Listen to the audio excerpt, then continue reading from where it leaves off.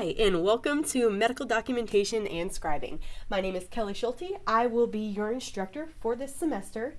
First and foremost, I want to give you a little heads up on how this class is different from classes you may have taken at Wright State so far in your academic career. First and foremost, this class is done in conjunction with a private company, ABC Scribes. I'm currently the Director of Operations at ABC Scribes. I've had the honor of teaching this class at Wright State. Gosh, I think this is my third year.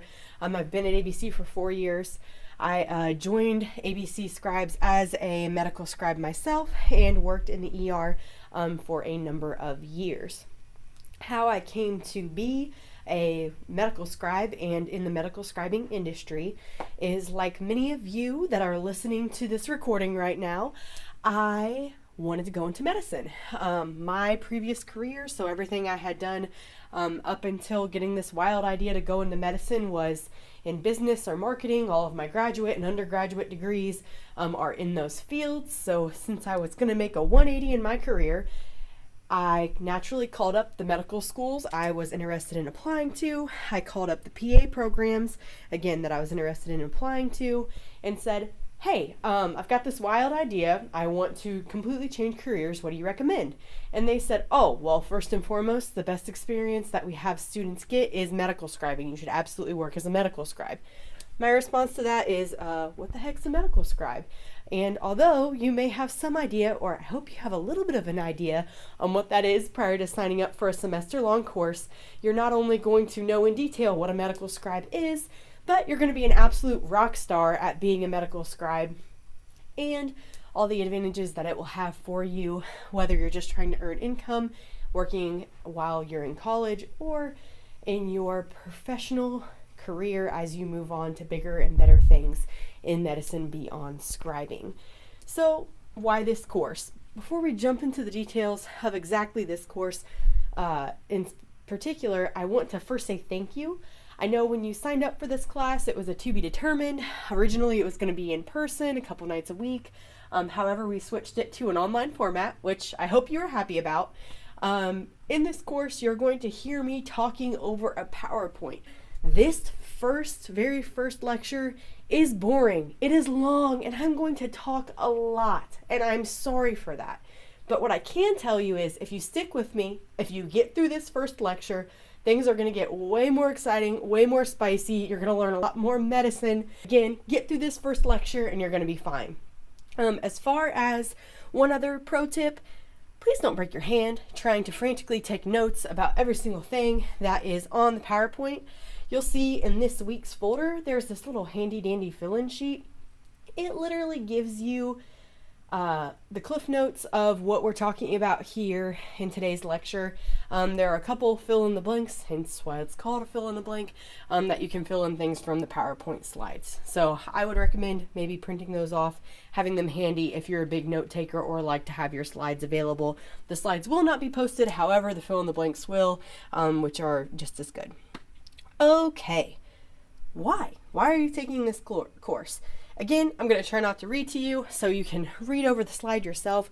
What I mentioned earlier and what I will always encourage people when they're considering medical scribing is it gives you insane experience in a way to earn a competitive income while you are completing some prerequisite courses or as you're applying to your next steps in medicine. Again, whether that's med school, PA school, nursing school, PT school, pharmaceutical, it's going to give you a leg up. Course expectations. So I mentioned we're going to go over the syllabus. Now's where you're going to see that. So you see me tabbing over here. I'm on the pilot page. Hello, pilot page. Here's the welcome message. Where the heck can we find the syllabus? This announcement's not always going to be on the top, so we're going to go over to course overview documents. Boom, medical scribe syllabus. We're in there. Loading, please. Okay. So I could open this up in another window, but instead we're just going to leave it right here. Okay, so first and foremost, the class is online. However, you do have a couple exciting opportunities to do some in-person clinical experience days. So essentially what we'll do is I'm going to send out an email like, hey, when is good for everybody, and select 3 days throughout the semester. The weeks that those will be held roughly is in this syllabus. When we scroll down, you'll see that here in a minute. But what that's going to do is give you the opportunity to get some training within the electronic medical record that is most predominantly used across the country, Epic, and get to actually input orders live and do all the fun things that we're going to learn in this course and that we'll be doing just in Word documents initially. Also, during those in-person clinical opportunities, we will have a guest speaker present. His name is Dr. Kim Kwiatek. He is an emergency room physician in the Kettering Health Network and the founder of this organization. Fun fact, he's also on the admissions committee for UC's medical school. So he's a fantastic resource, not only for shadowing and asking questions, but also on how to apply to medical school and to just hear, he has 40-something years of experience in medicine. Great opportunity to learn from him and ask any questions you may have. But as far as the primary instructor, that's me, Kelly. You can see right here, my contact information is available. You will see that I gave you an email address that is not a Wright State email address. I gave you my work email address. That is going to get answered quickly. I check it way more than anybody should have to check their email. If you need anything, please email me at my work email address. Also, that is my cell phone number. Yes, you can text me. However, please introduce yourself and know that honestly I might answer my email even quicker than I would a text message. But feel free to reach out via email or text with any questions that you may have. I'm here to help you. I want you to succeed. Don't hesitate if you need to reach out.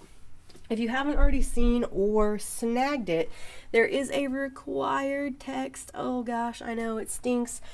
For the class. Good news is it's $35. Better news is you can get it off Amazon. It's on Prime, 2 days.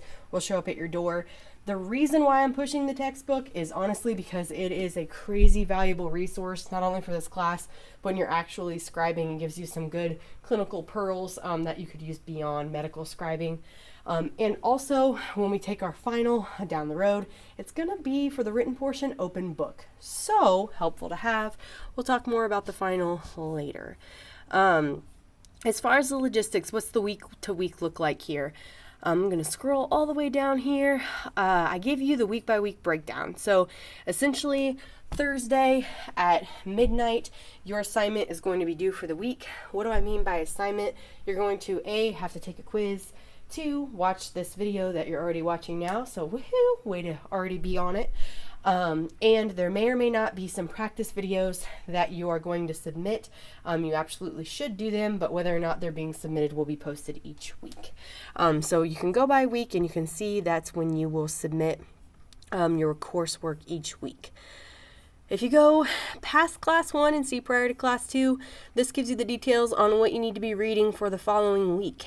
At a first glance, it's like, whoa, chapter 11, chapter 12, chapter 2, chapter 3, it's all over the place. I realize that's a little bit annoying. The good news is you're only reading a couple pages out of each of those sections. So make sure you're paying close attention to those page numbers and getting that knocked out prior to the following class. Okay, so you can go through here, see very clearly what we have laid out for each week. When you get down to class 5, you can see that's going to be one of those weeks that is an optional clinical practice day. Dates and times for that to be determined, and I will, again, send those out here to survey the class to see what works best for everyone. So I recommend reading this in great detail. I realize it's a long syllabus, but it gives you about every single piece of information that you could want. If you're not sure about anything in the syllabus, again, give it a read and then get back in contact with me. All right, let's jump back over to this PowerPoint. So we talked about why this course. Skip through here. Course expectations, what we just knocked out in this syllabus. All right, now it's time to answer a question. 10 minutes in. Hello, are you still there? Question time. You have questions about the course. What order of operations, anybody just have like a flashback to elementary school for math, should you take to answer the question? I'll let you read through. I would give you time, but you can always just pause it if you'd like. But the answer here is C. You should always consult your resources, and this is something important to know in scribing in general. In this case, obviously the syllabus is the best thing to go to, and classmates, and then contact the instructor. It's good to get in this habit now, because when you're working as a medical scribe, you will similarly have a lot of resources available to you, and we try to teach you to exhaust those resources prior to saying, hey, the physician you're working with, can you help me out on this? It's not because the physician doesn't want to help or does not want to teach you. Again, it's just good to instill independence now and get in the habit of finding information the best you can independently. So, what's a scribe anyway? I'm going to go ahead and just bring up this entire slide for you. So again, I'm going to do my very best to not read the slides to you all semester. You could do that yourself. So speaking from experience, a medical scribe works in all types of clinical settings. What they do is they go room to room, patient to patient with the physician, as the physician is seeing the patient, whether that is in the emergency department, an outpatient setting, again, any clinical setting you can think of, that scribe is alongside them, and as the patient-provider encounter is going on, the medical scribe is completing all of the documentation in real time during that encounter. So you as a medical scribe are going through and you're writing down the history of present illness and why the patient is there today. You're going through and you're putting in updates to their allergies and their medication histories. When the physician goes to do their physical exam, you're putting in their physical exam findings. The physician also, and something we're going to learn throughout the class, is different order sets and different imaging and just anything that they could need. You're going to learn how to put in those orders, how to put in those medications, how to put in the imaging, how to disposition the patient, what they need to be sent home with, what instructions they need to go home with, etc. So again, you literally are filling out every aspect of that electronic medical record. Tabbing over here, again, this is just kind of going in order the things that I just gave you in summary. So every class, don't get overwhelmed by this. Literally, class 1, we're going to talk about the HPI. Class 2, we're going to talk about the review of systems. Class 3, we're going to talk about the physical exam. So these things that I'm just giving you a very brief overview about now, we're going to go into exhaustive entire class detail. So don't get wrapped up or overwhelmed by it now. But just briefly looking over this, can you see why this would give you a leg up in medicine?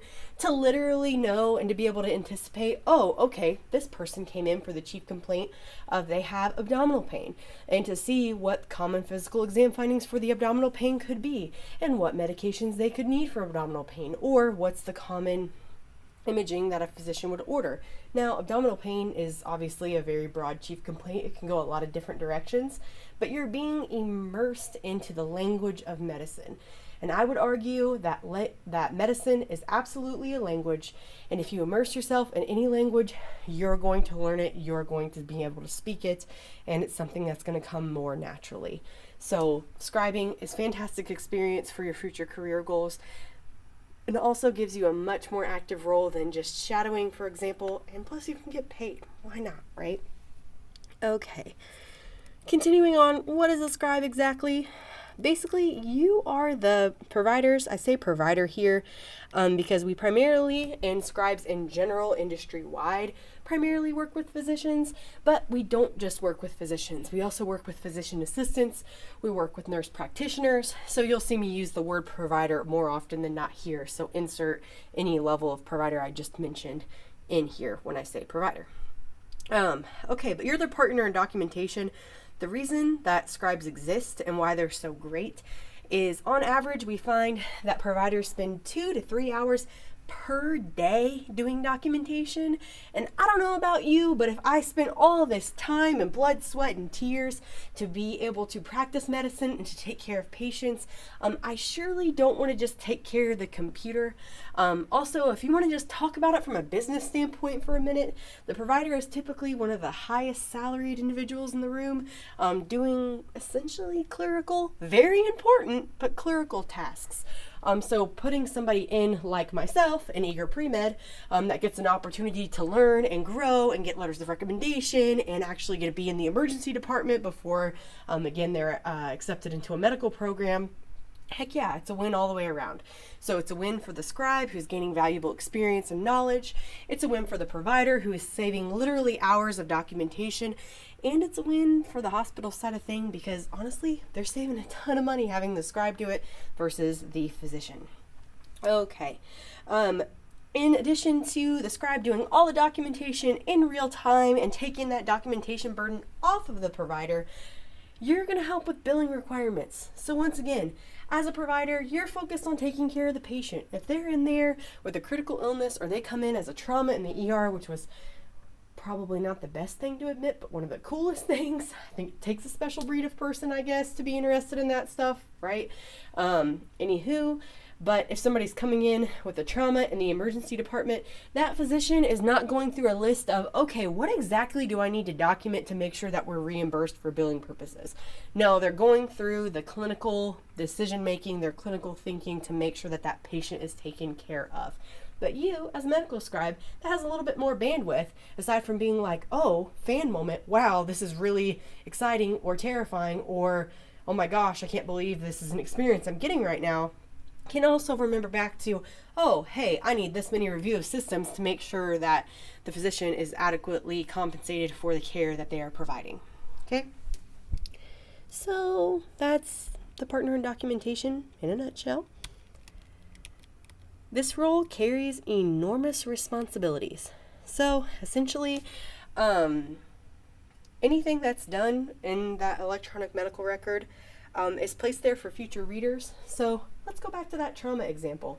If you had somebody that came into the ER for a trauma, likely they're going to have to get sent out to surgery somewhere or have to get some specialized care when, in addition to the physician maybe giving a quick call and giving report on the handoff for that patient, what the next provider is going to do is dive into that electronic medical record and read how they were treated, what happened, the history, etc. And guess who was the person that put that all in? You. So for the next level of care, that's hugely important. Similarly, again, talking on the money side of things, billing depends on the accurate documentation. And one other thing to keep in mind here, and we're going to get into HIPAA specifically and all the details on that. As a medical scribe, you're going to see a lot. You're going to be privy to some private information as a scribe, and we're going to learn the responsibilities of making sure that we don't ruin our medical career before it starts, which is what Dr. Kwiatek likes to say, by violating HIPAA or protected health information as a medical scribe. Again, more on that later, no stress. Okay, so again, what is a scribe? A lot of the things you see here are things that we've already discussed, that you're improving patient outcomes, the provider spending more time with the patient, less time with the computer. The document, or the chart rather, is more accurate because it's done in real time and it's something that you can focus on. And in addition to all that fun stuff, it's also fully billable.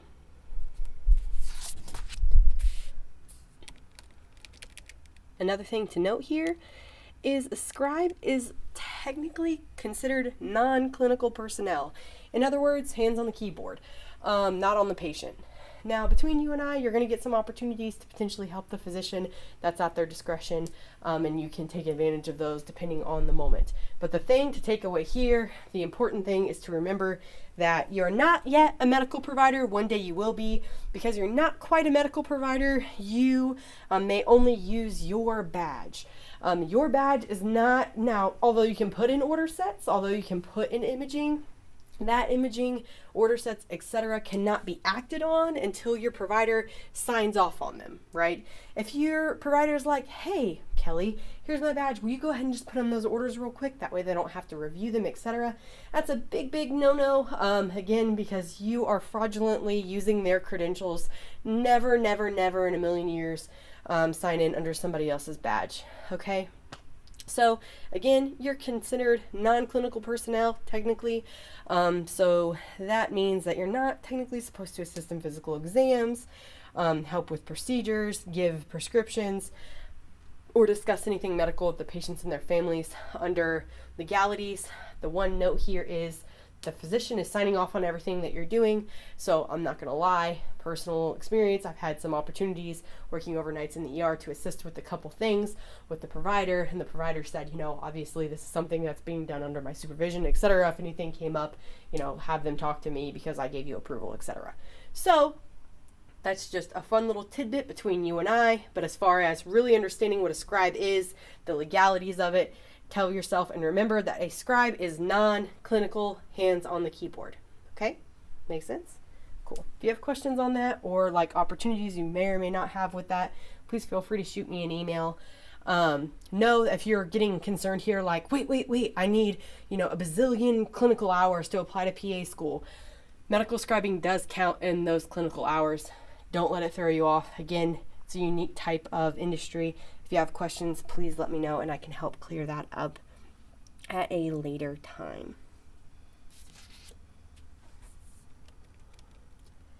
All right, we're going to skip this for now. Not skip.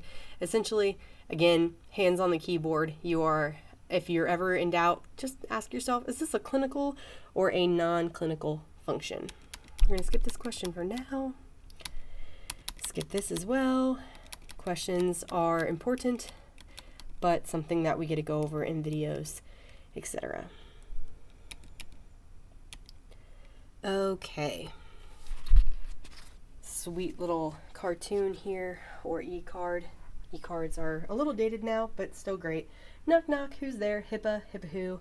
I can't tell you that. You're going to learn why that is semi-funny here shortly. So I'm not sure if any of you have worked in a clinical setting before. If so, you are already familiar with HIPAA. If you're not familiar with HIPAA, from now on you can say that you have certified training in HIPAA after completing this lecture. So one more reason to stick with me and not fall asleep. So also big thing to note here, HIPAA is absolutely something that you're going to see not only on your quiz, it's going to be something that's going to be on your final. It's never going to go away because it is so important to healthcare. So let's jump into it. What is HIPAA? I'll let you read out what it is an acronym for, but essentially it is federal law imposed on all healthcare providers and their affiliates to regulate protected health information. So what exactly is protected health information, or PHI?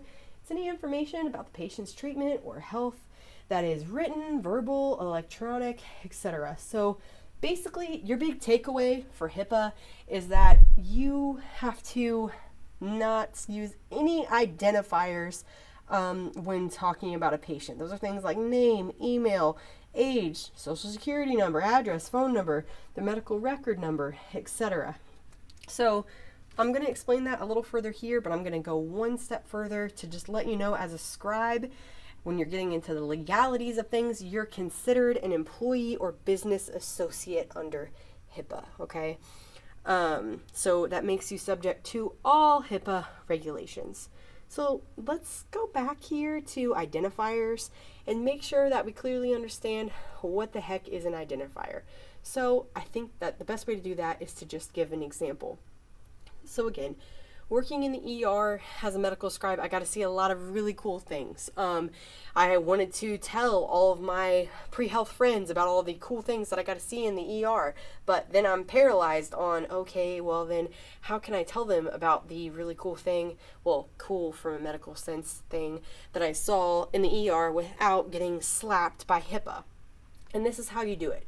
So essentially, something occurs, I can't say, hey, I saw this 87-year-old female who had fallen at Dayton Assisted Living Facility. She had popped her artificial hip out of place, and I had the opportunity with Dr. Bocock to go up and help put the artificial hip back into place by doing X, Y, and Z, right? So just full disclosure, this is a hypothetical patient. This isn't a real story, right? But if I wanted to, so that would be using a lot of PHI and get me in huge trouble because I use their name, their age, and some very specific things that somebody could track that person down and get and identify who the patient is. So instead what I would do is say, Well, there was an elderly woman who came in and fell down and dislocated her artificial hip. And the physician that I was working with reduced the hip by doing X, Y, and Z. So essentially, again, you're just taking out the patient identifiers.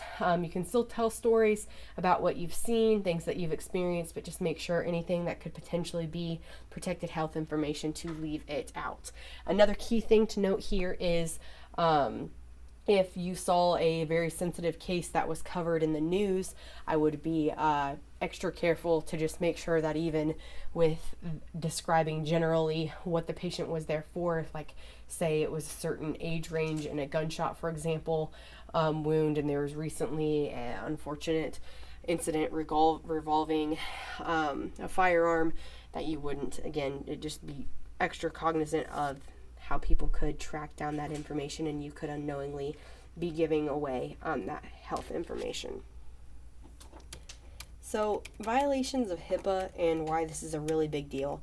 Like I mentioned earlier, Dr. Krytek likes to say this is the quickest and easiest way for a pre-health student to end their medical career before it starts. Again, because HIPAA, and understandably so, is taken so seriously. So I'll let you read through the list here of all of the things that could take place if you, or that could be a violation of HIPAA. One thing I do want to point out, browsing your own medical record can get you in trouble under HIPAA, so don't do that. Additionally, just leaving a computer unattended is another violation for HIPAA. Something that you may run into being local to the community is running into somebody that you know. And sharing that you saw that person in the hospital. Make sure you don't do that. If you go into a patient room and you realize, oh wow, that's actually Kelly, my instructor from my medical scribing class. When you go in to scribe for a physician, the way that you would handle that situation is essentially if I'm sitting in the patient bed and say, hey, such and such, and I acknowledge to you that we know each other and opened up that line of communication, then you're free and clear. But otherwise, on your end of things, do not initiate that conversation. Act as if you do not know that individual. It's at their discretion, again, to acknowledge whether or not they know you. If you know it's a situation where you're like, oh man, this could get dicey, and you realize that you know the individual, you can always just let the physician you're working with know, hey, that's somebody I know, I'm going to sit this one out, and they'll completely understand. Gonna skip this. HIPAA goes beyond just information in the electronic medical record. It also covers patients' safety and privacy, specifically their modesty. So something to do here is to remember that technically you're non-clinical personnel, but you'll be going in and out of the room. Likely you're going to be the last person going in and out of a patient room. So something to do is to make sure that you're always closing the door curtain behind you to protect the patient's modesty and privacy. Okay, the big thing here is usually the golden rule to treat others as you would like to be treated. If you're a person that you don't care if people see you naked, then try to use somebody else as an example in your head. All right, so we will go through one question here. Johnny Celebrity comes into the ED while you are on shift, but your physician is not treating him. You hear from other medical staff whispering that he is coming to the ED, but you can only hear every other word. He's your favorite movie star, so you quickly look up his name in the EMR and pull up his chart just to take a quick peek. Is this allowed? Give you a minute to think about it. Oops, I already showed you. The answer here is no. You cannot look up any patient information that is not pertinent to your job. Always, always, always err on the side of caution if you're not sure about this, okay? When in doubt, don't do it. Skip this and talk about scribe safety here for a moment. So some safety considerations for a scribe. If you don't feel safe in a room, politely back out and wait for assistance. Another thing that I can speak to from personal experience where I was rushed by a mental health patient is do not let a mental health patient get between you and the door. Always make sure that you have an exit when dealing with some patient demographics. If you run into a situation where there is an infectious disease or a high-risk patient, I'm a high-risk infectious disease patient rather, the door will be marked, etc., and you will either be given the appropriate attire to protect yourself, or the physician will just say, hey, I've got this taken care of. Don't worry about coming in and seeing this patient with me. Another thing is just more of a common sense, and that is working irregular hours and working late at night. If you ever feel like you're unsafe walking to your car, etc., don't hesitate to just ask a security officer or somebody that you're working with to walk with you out to your car.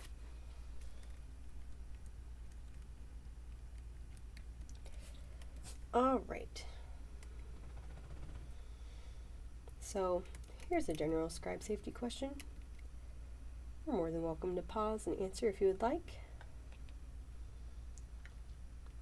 Fun fact, it's A, B, and C. Again, I think this is pretty self-explanatory. I'll let you read through this. If for some reason you're like, Kelly, wait, pause. That's not as self-explanatory as I thought it was.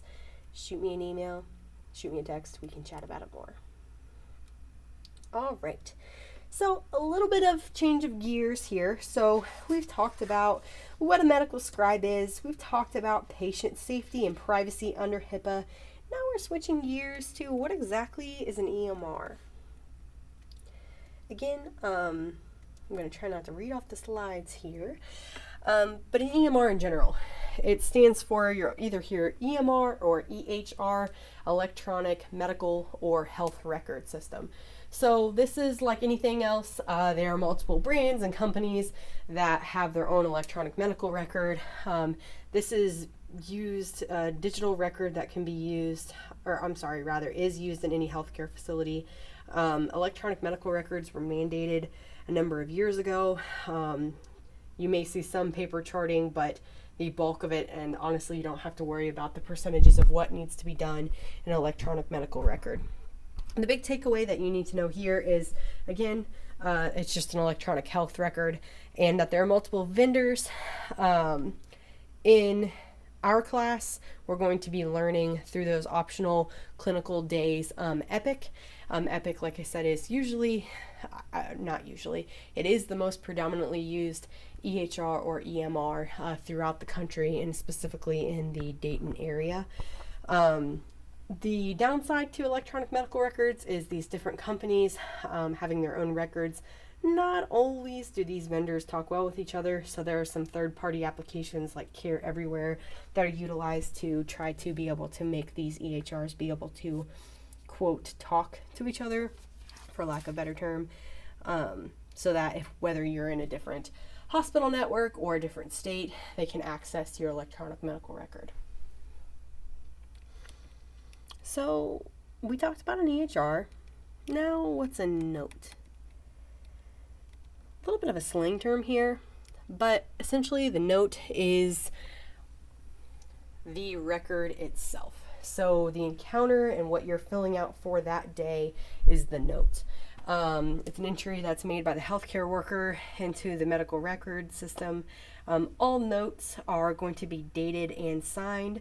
So as a medical scribe, you are going to be creating the note for the provider. Other care team members, such as nurses, etc., will also be putting in their notes for the patient, but that is something that is separate from us. Once again, the scribe is operating exclusively under the provider. Everything that we do will be signed off by the provider and under that provider's name and license, and there will be a disclaimer at the bottom of every note that we complete on behalf of that provider, stating, and you can read through that as such, that the physician reviewed our chart for accuracy. Okay. If we were in class right now, I would say go take a 5-minute break. So, if you're still hanging with me, 1, congratulations, you're doing great. 2, go snag a snack or take a bio break. I'm going to not pause this here for 5 minutes. If you want to pause, you can. If not, onward we go. So we just gave the definition of what a note is. Now we're going to talk about the anatomy of an ED provider note. Once again, I know this class is long and I do a lot of talking. I promise this is the most talking at you I'm going to do the entire semester, so hang in there. One more caution to the wind here. We are going to give a basic definition of every area of the provider note. Once again, we are going to dedicate an entire class to each section of the note. So I'm going to fly through this relatively quickly, once again, because you're going to have an entire class dedicated to each of these portions that I'm going to give a high-level overview of. In the future, it might be good to come back to this class to get a high-level information on each part of the note to see how things all fit together. Okay? So let's dive right in.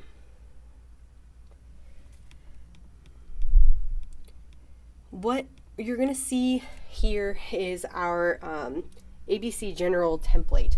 It's called an ABC General template because the name of the company that partners with this program is ABC Scribes. However, it is a pretty universal general note that you would see in a variety of settings. As I'm going through definitions, I think I'm going to stay on this note rather than clicking through slides because I think it's more beneficial to see how it all goes together here. This ABC General note is something you're going to get very familiar with. Since we're doing this course online, you're going to be using this general note in a word processor to practice your, to go through and do your practice videos. When we do clinical days in the actual electronic medical record, in Epic, you'll learn about smart phrases and a little dot code that you put in that pre-populates this general template. But again, for the practice of just learning scribing and being able to do this remotely for now, you're just going to do this within a word processor. So I'm going to go ahead and pull this up for you now. And again, you're going to be so painfully familiar with this as you go through your practicing. So what you see here is this general note. Up top here, you see a chief complaint, or what the chief complaint is. Here we give the example of chest pain. If you were actually in the electronic medical record, this was automatically anything that's in green highlight would automatically import, okay? So obviously when we're doing this in a word processor, it's not going to automatically import. As far as practicing for this class, I'm not super concerned that you go in and change this green text. Rather, I just want you to be familiar with that it would auto change if you were in the actual electronic medical record. Okay, so history given by, history limited by. Again, we're going to spend an entire class on this, but the history given by is exactly what it sounds like. Who is giving the history? More often than not, it's going to be the patient, but there may be some circumstances where somebody comes in with their kid, and the history may be given by the patient and their mother. It may be given by the patient, and if they were brought in by EMS, the EMS staff. They may have any type of other caregiver that's brought in. History limited by, if the patient was in an altered mental status, for example, under the influence of drugs or alcohol, their history would be limited by altered mental status. Similarly, an altered mental status may be if an elderly patient comes in and has dementia. Again, we'll go into this more detail throughout the semester, but that's anything that could limit them being able to reliably give a accurate history. All right.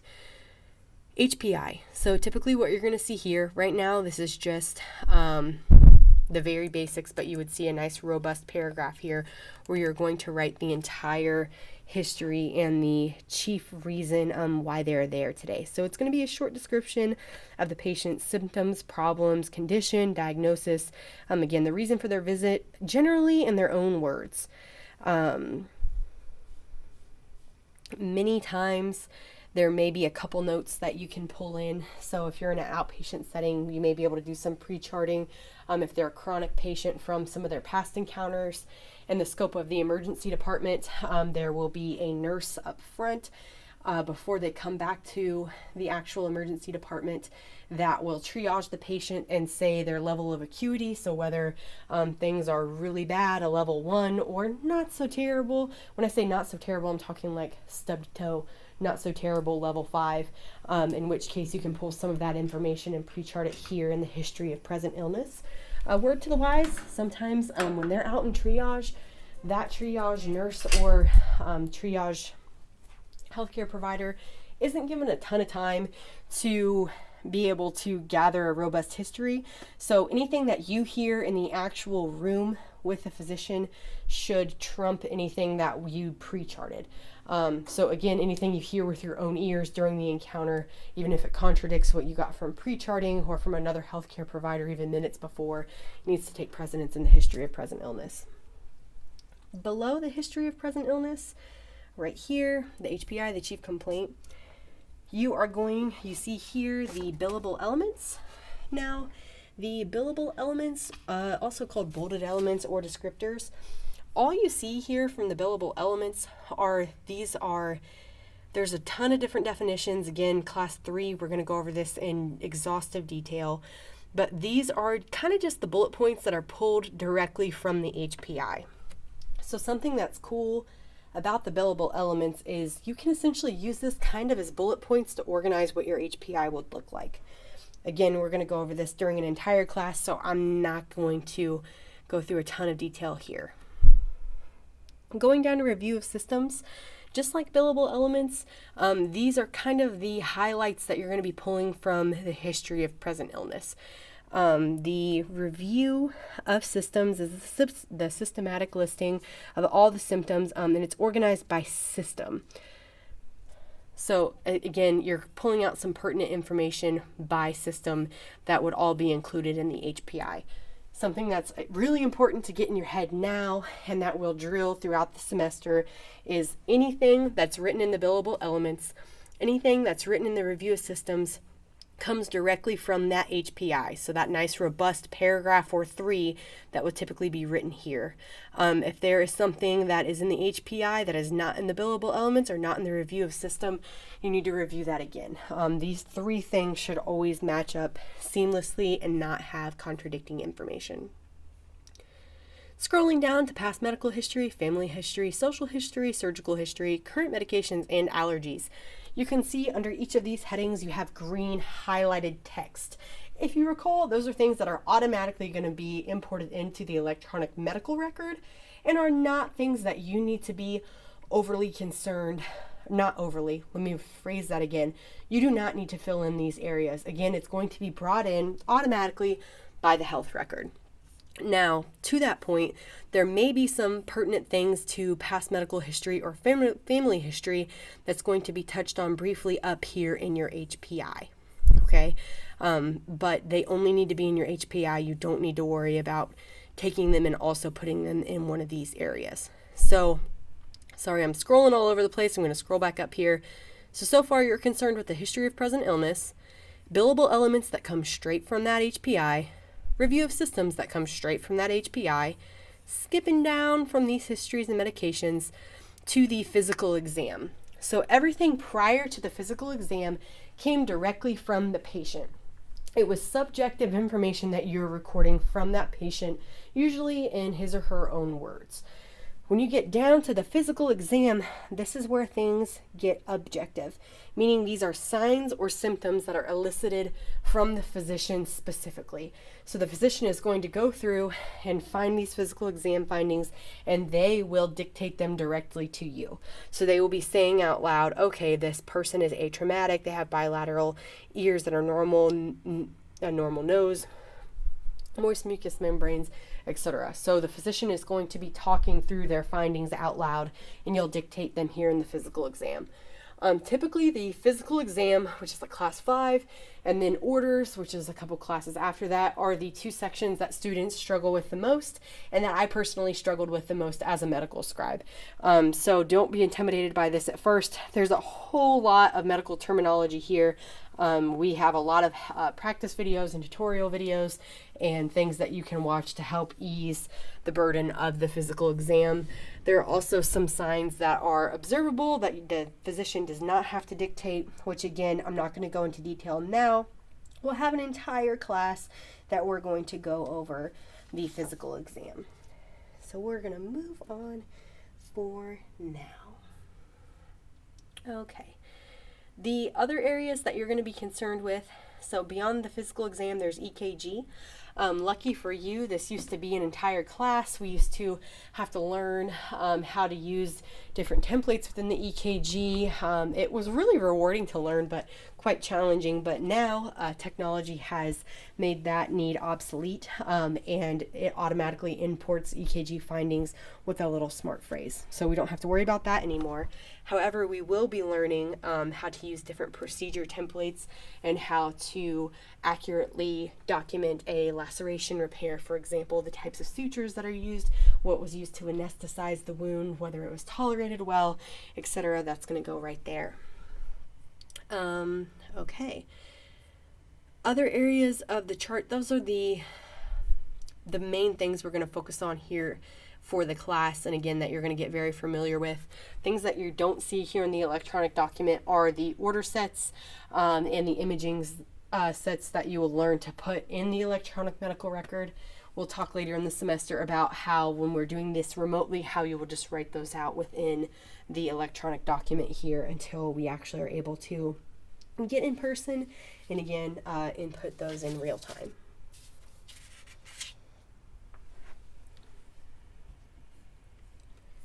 All right, now we're going to jump back over here to the notes. Bear with me for a second because I'm going to skip through a ton of slides. It's not because you're missing this information, rather it is what I stayed within that general document so that you could actually see it and where things went, as opposed to just hypothetically saying, okay, this is where something is within the note. So right now we're going to talk a little bit about how we're going to phrase things in our notes. Good news, we are literally 5 minutes out from being done with your first lecture. Congratulations, you're almost there. Hang with me. Oh, one more thing, sorry. Saying all of those slides that I skipped over, once again, if you go to the handout for this class, you're going to see the more exact definitions that we talked over when looking at the template. Again, if you have questions on those, on how you wanted to really fill in those things and it didn't exactly follow the PowerPoint since we were over in the template, let me know and I'm happy to help you with those fill-ins. Again, do not stress it overly on the definitions as we're dedicating an entire class to each portion of that note. So talking about language of the history here, we're just going to make a couple notes on how, again, the note should be phrased. The big takeaway here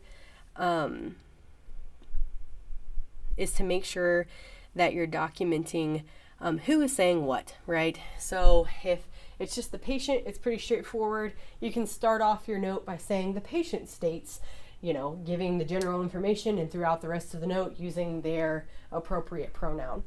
If you have multiple people that are giving the history, again, it's very important to make sure that you are making crystal clear who is giving different parts of that history. So if the patient is speaking, make sure you make it clear the patient is speaking. If it goes over to a caretaker, a paramedic, any type of family member that is present, to make it clear that the mother states, etc. And then when you go back to what the patient is stating, go back to what the patient said. Just some basic kind of grammar and storytelling here. What you want to do is really put on your medical journalism hat here and act like you were writing a news story. And just to make crystal clear again who's talking.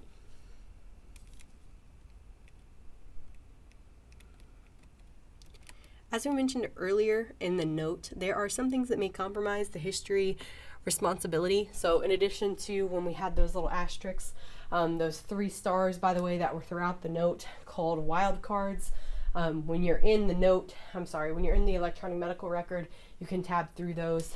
Generally, we use those 3 asterisks to indicate, hey, information is needed here.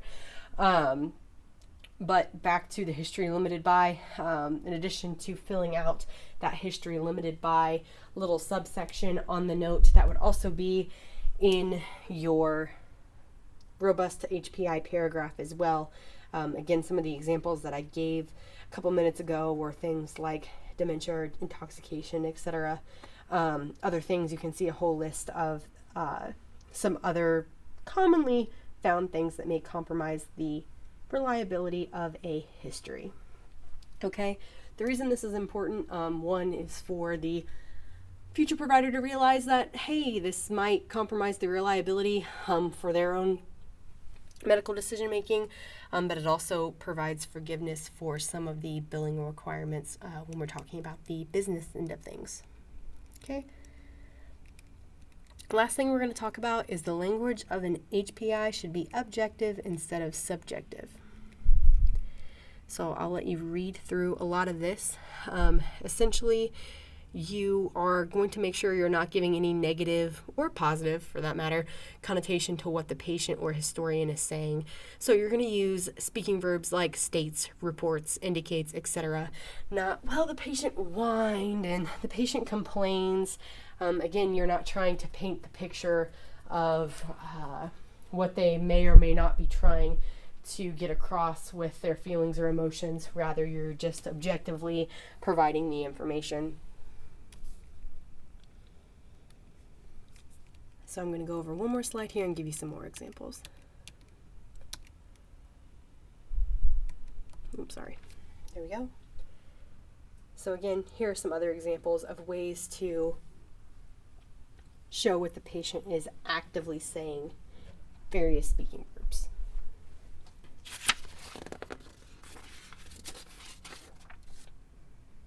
Okay. Congratulations, you have made it through your first lecture of medical scribing.